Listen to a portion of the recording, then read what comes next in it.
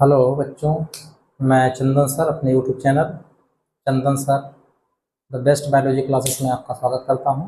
मैं चाहता हूं कि मैं समझ सकता हूं कि आप जो अच्छे होंगे, मस्त होंगे। मैं भी ठीक हूं। ठीक है।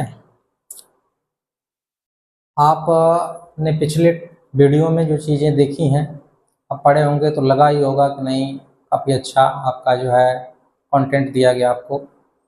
इससे अगर इस तरह से आपको मिल जाए तो आप अच्छे से तैयारी कर सकते हैं। ठीक है। तो मैं अपनी तरफ से आपका बेटा बहुत अच्छा से बेस्ट देने का प्रयास कर रहा हूँ। ठीक है। अब बस आपको समझ में आए, यही मेन चीज़ है। तो कमेंट में थोड़ा सा करके बताते रहिएगा हमको, क्या टॉपिक समझ में नहीं आया, क्या कमियां रह गई, वो सारी चीज़ें बताएंगे तो मैं थोड़ा सा और अच्छे से करने का प्रयास करूँगा। ठीक है। मैं डिप्रेस नहीं होऊंगा कि बच्चे कमेंट कर रहे हैं। आप जो चीज़ें गलत हैं उसको बताइएगा, जो चीज़ें अच्छी हैं उसको भी बताइएगा। ठीक है। मैं अपनी तरफ से प्रयास कर रहा हूँ। ठीक है। अगला टॉपिक आपका है, फिर से मैं कह रहा हूँ कि मेंडल का जो नियम वाला है। ठीक है। आज का टॉपिक है, आज का जो टॉपिक है वो है मेंडल के नियम। हमने आपको बताया था कि मेंडल ने मटर के पौधे पर 7 वर्षों तक प्रयोग किया था। ठीक है। 7 वर्षों तक क्या किया था? प्रयोग किया था। और उसी प्रयोगों के निष्कर्षों के आधार पर उन्होंने 3 नियम प्रस्तुत किए थे। ठीक है। उन्हीं 3 नियमों को क्या कहते हैं? मेंडल का नियम कहते हैं। तो स्टार्ट हम वहीं से करते हैं कि मेंडल का नियम क्या होता है। ठीक है। ठीक है। यहाँ पे बात करते हैं बच्चा आपका मेंडल के नियम। ठीक है। इसी को लॉ ऑफ मेंडल भी कहा जाता है। क्लियर हो बच्चा? लॉ ऑफ मेंडल भी कहा जाता है। तो मेंडल का नियम कहते किसे हैं? ठीक है, वो देखते हैं। लिखना थोड़ा सा आपको। मेंडल ने मेंडल ने अपने प्रयोगों के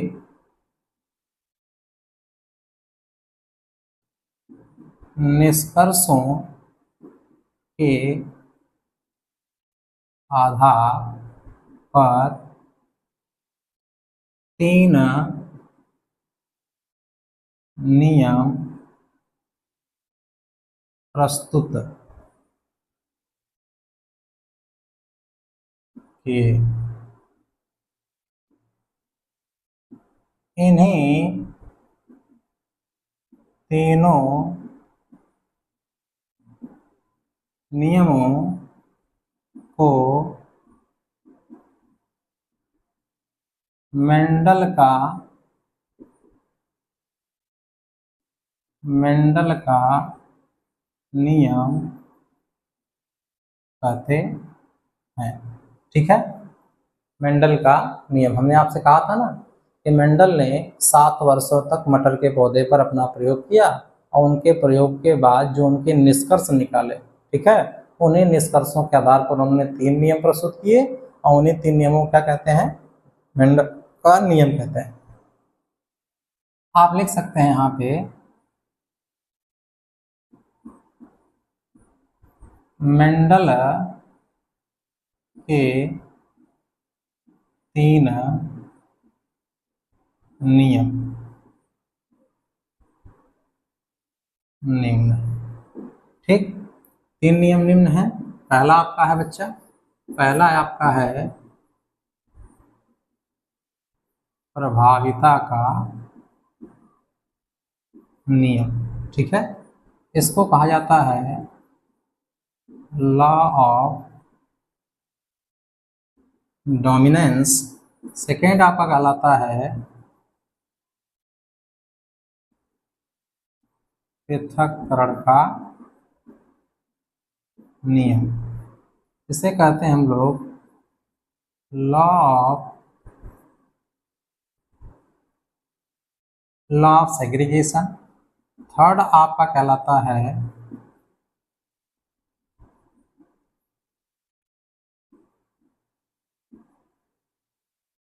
अपव्यूहन का नियम इसे कहा जाता है लॉ ऑफ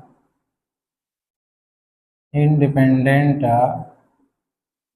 असॉर्टमेंट। ये आपका है तीनों के तीनों नियम जो कि मेंडल ने प्रस्तुत किए थे। इसमें से आपका पहला नियम आपका क्या है? ठीक है, आपका नियम पहला है, फर्स्ट क्या है आपका नियम? आपका है प्रभाविता का नियम। ठीक है, ये आपका क्या है?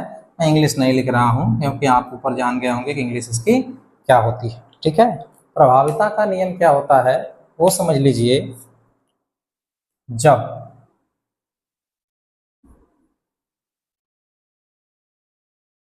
एक जोड़ी या दो तुलनात्मक या विपर्यायी लक्षणों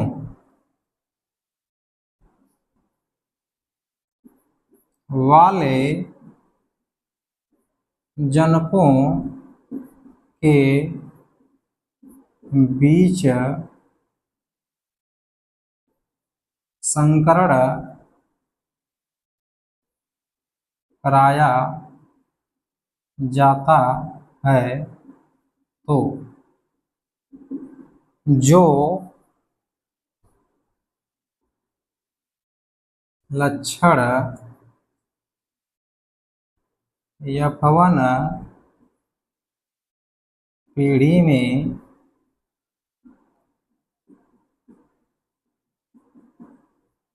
प्रदर्शित होते हैं उन्हें प्रभावी लक्षण तथा जो लक्षण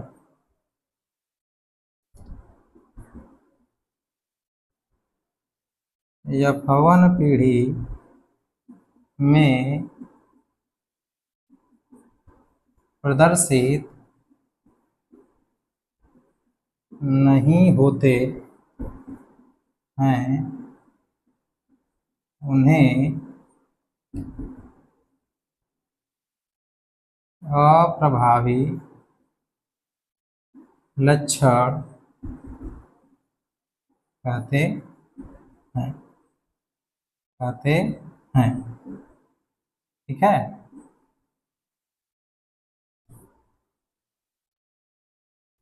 इसी को प्रभाविता का नियम कहते हैं। क्लियर हो बच्चा? इसमें आपको ये जब लिखेंगे तो कंटेंट भी देना पड़ेगा आपको, कि थोड़ा सा मैं पहले ही लिख दे रहा हूँ आपका प्रभावी जनक आपका हो जाएगा अप्रभावी जनक। यहाँ पे मैं लिख दे रहा हूँ लंबा पौधा।